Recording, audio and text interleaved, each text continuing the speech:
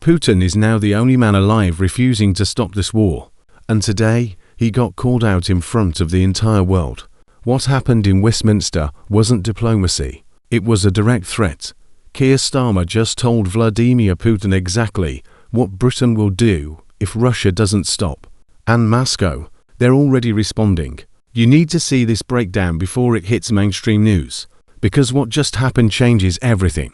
This morning, standing before European allies, Keir Starmer spoke 6 words that froze the entire room.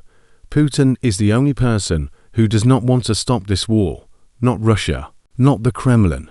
Putin, by name, direct, personal, targeted.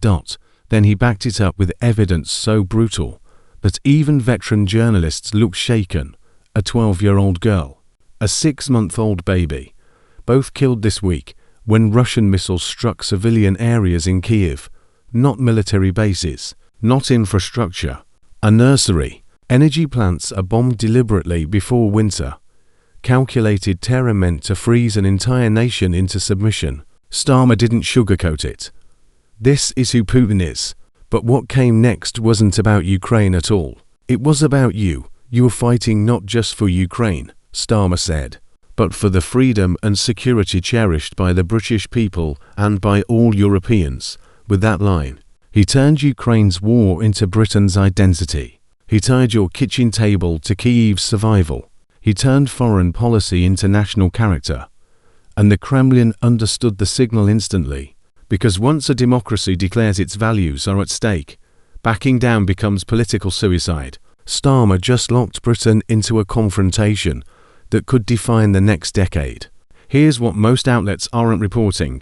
Last week, Britain became the first nation to sanction every single Russian oil major. Not all of them.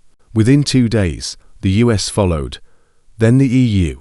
Then Canada. Together, they've built what Treasury insiders call a financial chokehold on Putin's war machine. But Starmer didn't stop there.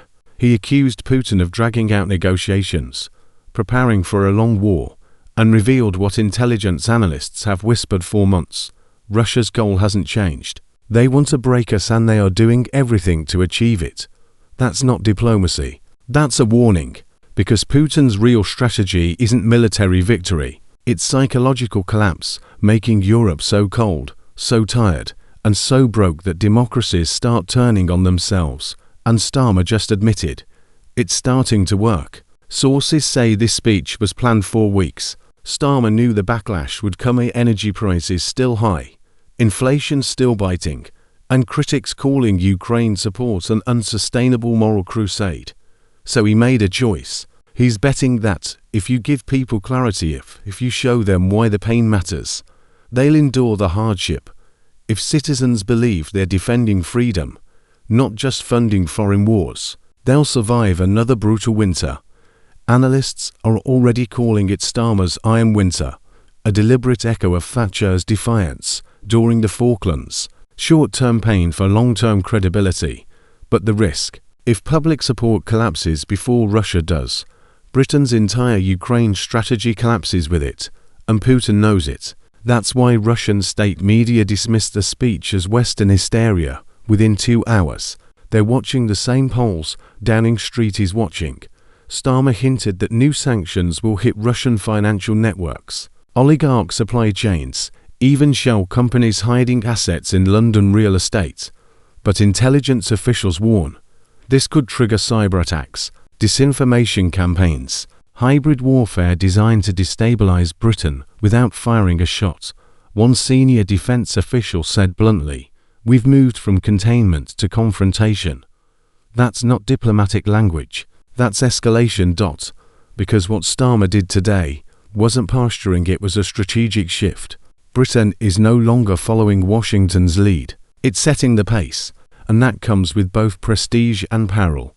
Poland and the Baltic states, ecstatic. They've begged for this kind of leadership. Brussels insiders called it the strongest pro-European stance from London since before Brexit. But France is uneasy, Germany hesitant. Across Europe, populists are growing louder, asking the question Putin wants everyone to ask. How much are we willing to sacrifice for someone else's war? That fracture, that doubt is Moscow's real weapon. Starmer knows this. That's why his speech was aimed not at the Kremlin, but at British homes, at voters staring at heating bills, wondering why this fight still matters. Here's the hard truth. No one wants to say, Putin doesn't need to win. He just needs to outlast Western resolve. And right now time is on his side. Winter is coming. Energy bills are rising. People are tired. They want their old lives back. Putin is counting on that exhaustion, because his goal was never to capture Kiev. It was to outlast London, Paris, Berlin and Washington. To wait until democracies, under pressure, start fighting each other instead of him.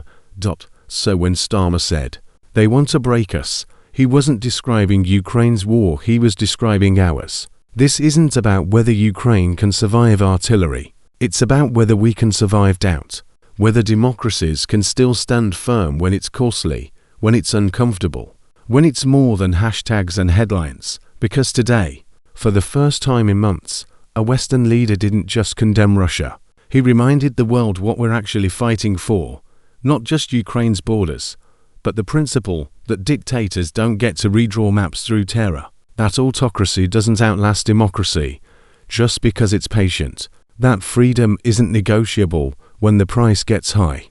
Britain has now staked its entire credibility on conviction. Starmer looked Putin in the eye and said, we're not blinking first, but the real test won't happen in Westminster or Moscow. It'll happen in living rooms where bills pile up, in polling stations where frustration meets fatigue.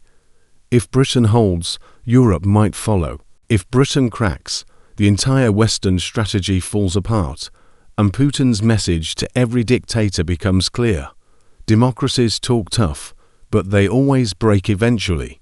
That's the gamble. That's the fight. That's why today's speech matters more than any policy announcement this year. Because this wasn't just a message to Moscow. It was a signal to Washington.